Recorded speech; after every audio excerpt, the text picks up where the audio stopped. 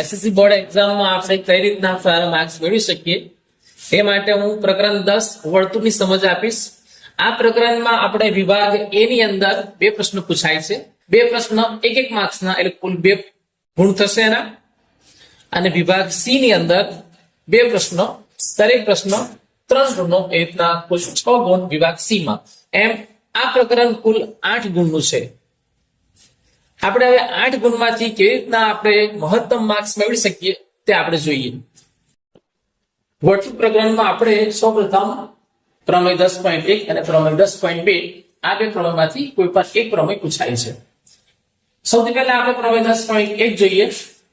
પ્રમેય 10.1 શું છે કે વર્તુળના કોઈ બિંદુએ દોરેલ સ્પર્શક, આ વર્તુળ છે એનો આ બિંદુ P છે, ત્યાં દોરેલો સ્પર્શક સ્પર્શ બિંદુમાંથી એટલે કે P માંથી પસાર થતી ત્રિજ્યા અને લંબ હોય છે. ટૂંકમાં આપણે અહીંયા કાટખૂણો બતાવવાનો, ખૂણો OPQ ને આપણે કાટખૂણો બતાવવાનો. આપણે પક્ષ લખવો હોય તો શું લખીશું કે O કેન્દ્રિત વર્તુળ નો સ્પર્શક XY છે જે વર્તુળને P બિંદુમાં સ્પર્શે છે. આ એનો પક્ષ થશે. સાધ્ય શું થશે કે ખૂણો OPQ બરાબર 90°. હવે સાબિતી જોઈએ તો આ પ્રમેયની સાબિતીમાં માત્ર આપણે એ મુદ્દા પર જવાનું છે કે હંમેશા અંતર એ ટૂંકામાં ટૂંકું અંતર લેવાય, અંતર હંમેશા ટૂંકામાં ટૂંકું અંતર લેવાય અને ટૂંકામાં ટૂંકું અંતર એ લંબ અંતર જ હોય. તો જો અહીંયા આપણે આ સ્પર્શક છે અને આ P એનું સ્પર્શ બિંદુ છે વર્તુળનો, આ OP એ વર્તુળની ત્રિજ્યા છે. હવે આપણે P સિવાયનું કોઈ પણ બિંદુ સ્પર્શક પર લઈશું તો જો એ ત્રિજ્યા બને નહીં. આપણે અહીંયા સાની વાત કરીએ છીએ ત્રિજ્યા, તો કોઈ પણ બિંદુ P સિવાયનું આપણે લઈ લેવાનું Q બિંદુ, એટલે અંતર OQ થશે. હવે અંતર OQ થશે એટલે સૌથી પહેલા ત્રિજ્યા બને નહીં. અને બીજું કે આપણે લંબ અંતર લેવાનું છે. લંબ અંતર ટૂંકામાં ટૂંકું હોય એટલે કે એ OP શક્ય બની શકે, OP સિવાય બીજો કોઈ રેખાખંડ શક્ય ન બને. અને માટે અહીંયા આપણે OP એ સ્પર્શક XY ને લંબ હોય, તેથી ખૂણો OPQ એ 90° ખૂણો બને. બસ એ જ જોવાનું છે. અહીંયા પ્રમેય 10.2 વર્તુળનો બીજો પ્રમેય જોઈશું. એમાં સારી વાત છે કે વર્તુળની બહારના બિંદુમાંથી દોરેલા સ્પર્શકોની લંબાઈ સમાન હોય છે. આ વર્તુળ છે, વર્તુળની બહારનું બિંદુ P છે. આ બહારના બિંદુ P માંથી દોરેલા સ્પર્શકો PQ અને PR છે. અને આ PQ અને PR ની લંબાઈ સમાન છે, આપણે એમ સાબિત કરવાનું છે. અહીંયા પણ પક્ષ અને સાધ્ય નથી. જો આપણે પક્ષ લખવો હોય તો શું લખાશે કે O કેન્દ્રિત વર્તુળની બહાર આવેલું બિંદુ P છે, જેમાંથી વર્તુળને દોરેલા બે સ્પર્શકો PQ અને PR છે. આ પક્ષ આવે. સાધ્યમાં શું આવે? PQ બરાબર PR. સાબિતી જોઈએ. આપણે રચના કરીશું કે P અને O ને જોડીશું અને એ જ રીતના PQ અને OQ અને OR ને જોડીશું. હવે OQ અને OR એ વર્તુળની ત્રિજ્યાઓ છે. એટલે પ્રમેય 10.1 જે અગાઉ આપણે જોઈ ગયા એ અનુસાર અહીંયા શું બનશે? કાટખૂણા બનશે. હવે આપણે એટલે આપણે સાબિતીમાં શું કરવાનું? પહેલા નામ લખવાના ત્રિકોણના, કે ત્રિકોણ OQP અને ત્રિકોણ ORP માં ખૂણો Q બરાબર ખૂણો R કૌંસમાં લખવાનું કાટખૂણા પ્રમેય 10.1. ત્યારબાદ OP બરાબર OP આવશે સામાન્ય બાજુ અને કર્ણ.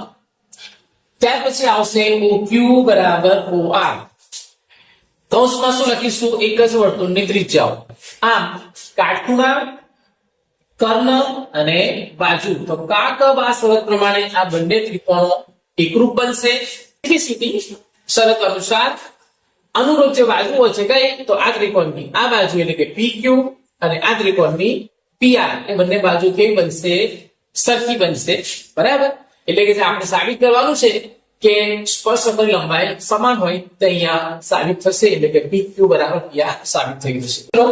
આ વર્તુળ પ્રકરણમાંથી એક રાઇડર પણ પૂછાય છે, આપણે સ્વાધ્યાયમાં છે. રાઇડર શું છે કે ચતુષ્કોણ ABCD વર્તુળને પરિઘ છે. તો સાબિત કરવાનું છે કે AB + CD = AD + BC. આપણને પરિઘ વર્તુળની વાત કરી છે એટલે વર્તુળની બહાર ચતુષ્કોણ દોરવાનું અને આ ચતુષ્કોણના વર્તુળ શું કરશે ચતુષ્કોણને સ્પર્શે 4 બિંદુઓમાં એટલે કે આ ચતુષ્કોણ ABCD ABCD એ વર્તુળને પરિઘ છે.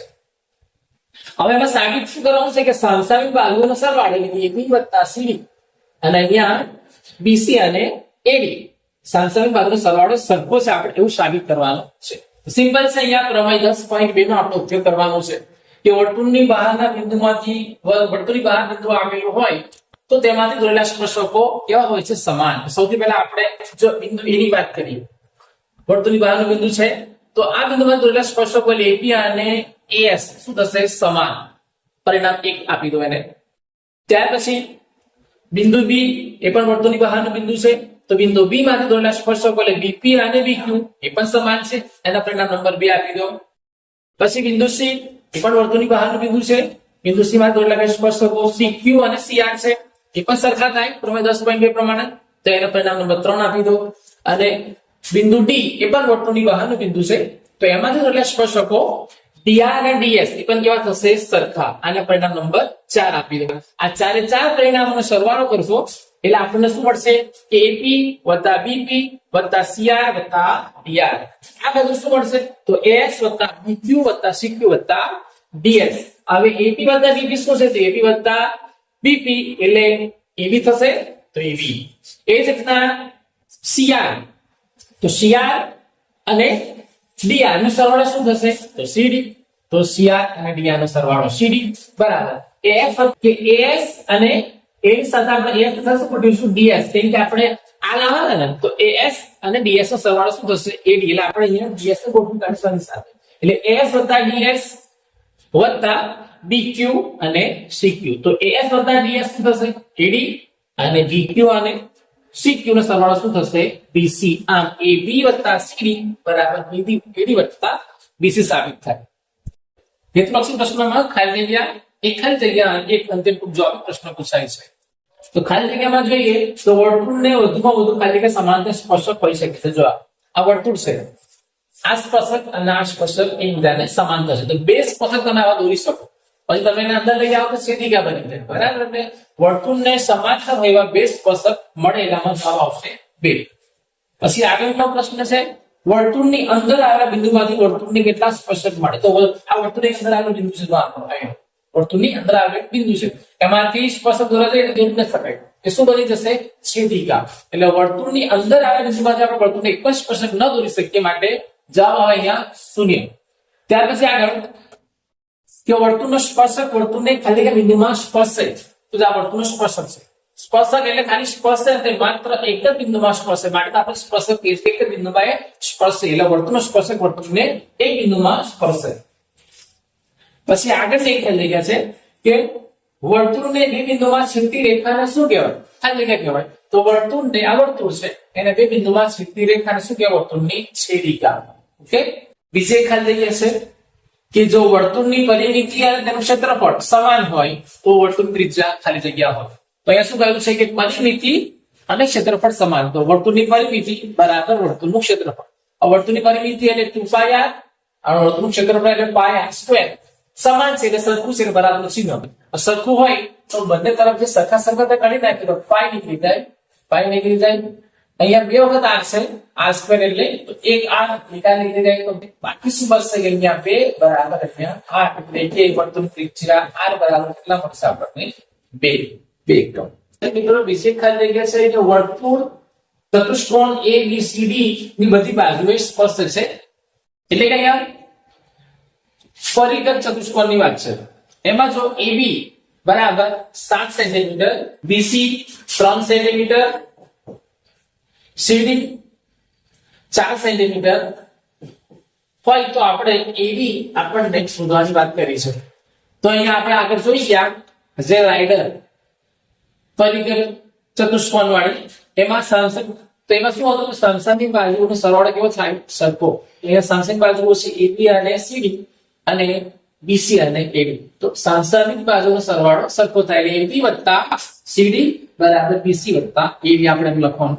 કિંમત મૂકી દઈએ તો AB ની કિંમત છે 7 CD ની કિંમત છે 4.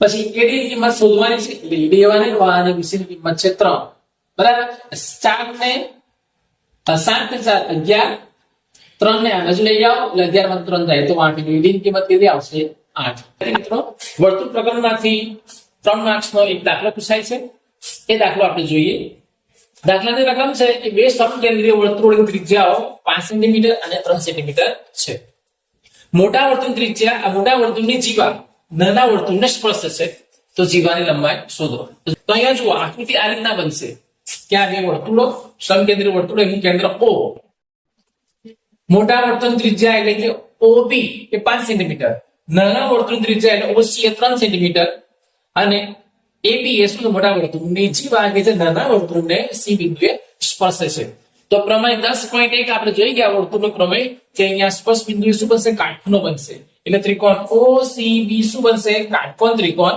કે જેમાં બે બાજુ આપેલી છે OB અને OC આપણે શોધવાના CB ખરેખર આપણે શોધવાના છે આખી જીવાની લંબાઈ તો યાદ રાખો C શું બનશે જીવાનું મધ્ય બિંદુ એટલે આપણે આ સુધી કાઢીશું તો આપણે એને ડબલ કરી દઈશું આપોઆપ AB મળી જાય તો CB શોધવા માટે અહીંયા પાયથાગોરસનો આપણે નિયમ લગાડીશું તો કર્ણનો વર્ગ એટલે કે OB સ્ક્વેર બરાબર OC સ્ક્વેર વત્તા CB સ્ક્વેર અથવા BC સ્ક્વેર તો અહીંયા આપણે કિંમતો મૂકી દઈશું કર્ણની કિંમત આપેલી છે 5 તો 5 નો વર્ગ બરાબર OC ની કિંમત 3 છે 3 નો વર્ગ અને CB આપણે શોધવાના CB સ્ક્વેર એવા ને એવા 5 નો વર્ગ 25 3 નો વર્ગ 9 CB સ્ક્વેર એવા ને એવા 9 ને એમ લઈએ તો આપણે 25 9 એટલે 16 થશે એટલે CB સ્ક્વેર ની કિંમત મળશે 16 એટલે કે CB ની કિંમત પ્લસ ઓર માઈનસ 4 મળે પણ માઈનસ નહીં લેવાનું અંતર છે એટલે આપણે ખાલી 4 સેન્ટીમીટર CB ની કિંમત કેટલી મળશે 4 સેન્ટીમીટર આ CB ની કિંમત મળી ગઈ હવે C શું છે AB નો મધ્ય બિંદુ એટલે આખા AB લંબાઈ કેટલી થશે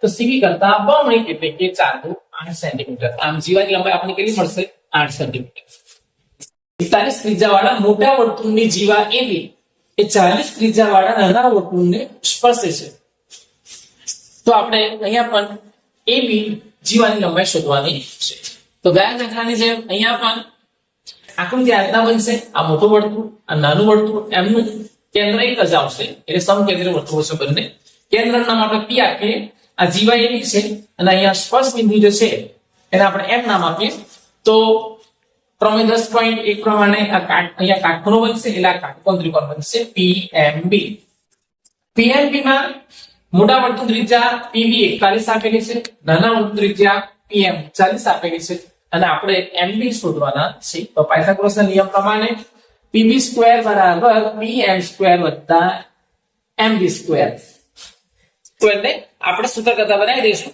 તો આવું સૂત્ર બનશે હવે કિંમત મૂકીએ PB ની કિંમત છે 41 એટલે 41 નો વર્ગ ઓછા PM ની કિંમત છે 40 40 નો વર્ગ 41 નો વર્ગ 1681 40 નો વર્ગ 1600 1681 માંથી 1600 જશે એટલે 81 એ MB સ્ક્વેર આવશે એટલે કે MB ની કિંમત પ્લસ ઓર માઈનસ 9 પરંતુ આપણે પ્લસ ગણવાના એટલે MB ની કિંમત આવશે 9 હવે આપણે MB ની કિંમત આવી 9 આપણે શોધવાના છે AB તો AB શું થશે MB ના બમણા એટલે કે AB ની કિંમત થશે 9 × 18 સેન્ટીમીટર બીજો એક વર્તુળનો પ્રશ્ન છે કે વર્તુળના કેન્દ્રથી 5 સેન્ટીમીટર અંતર આવેલ બિંદુ A થી દોરેલા સ્પર્શકની લંબાઈ 4 સેન્ટીમીટર છે તો વર્તુળની ત્રિજ્યા શોધો અહીંયા વર્તુળ છે અહીંનું કેન્દ્રથી 5 સેન્ટીમીટર દૂર આવેલ બિંદુ A થી વર્તુળ દોરેલું સ્પર્શક AB સાથે એની લંબાઈ છે 4 સેન્ટીમીટર તો આપણે વર્તુળની ત્રિજ્યા એટલે કે OB શોધવાના છે આ વર્તુળ છે એનું કેન્દ્ર O તો અહીંયા પણ